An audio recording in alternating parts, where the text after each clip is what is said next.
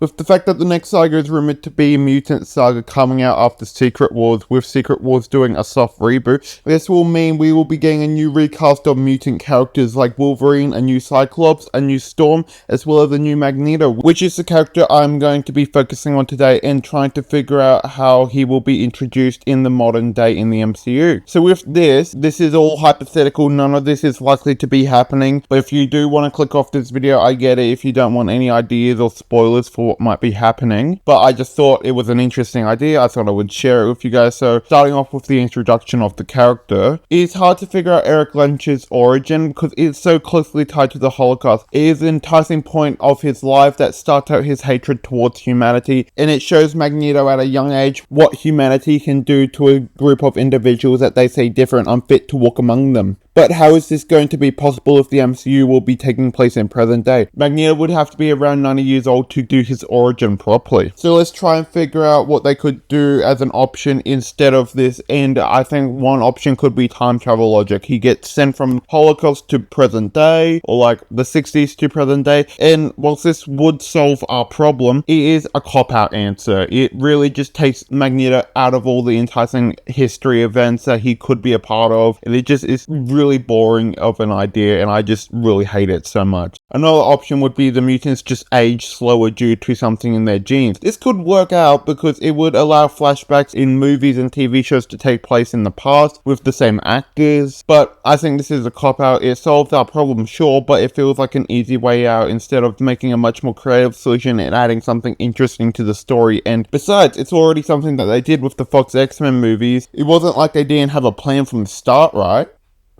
Don't worry, I have a solution. I mean, I'm making this video. Obviously, I have an answer. Well, onto that answer, I think Magneto is going to be tested on by the government and put on ice like the Winter Soldier program. So from now on in the video, I'm just going to be giving you a hypothetical scene that would take place in the movie that he's introduced in. So we start at the Holocaust, basically the exact same thing from the original X-Men movies and First Class. And like that, his powers would emerge in that scene due to the environment and stress. After that, due to seeing that he has powers, they would take him to a lab where they would take his blood, run tests on him, trying to figure out what keeps him running, what gave him his mutation. This would be the inciting incident where the government will use mutants as test subjects, leading to Weapon X down the line. But unable to figure out the answer to what gave him his powers, and saying that his powers are growing, they put him on ice, like the Winter Soldier program. So that would allow him to be put on ice around about the 50s or 60s, around about 20 years after the Holocaust would have taken place. So he would have been around his 30s. But in early 2000s, maybe a bit later than that, Charles Xavier would be searching for mutants with his Rebo. This would bring him to Magneto in an abandoned government lab with claw marks along the walls for some mysterious reason. Wink wink, nudge nudge. Eric would awaken confused, he would fall to the ground, and then we cut to him waking up in a nice bed. He walks around the mansion looking for the person who took him,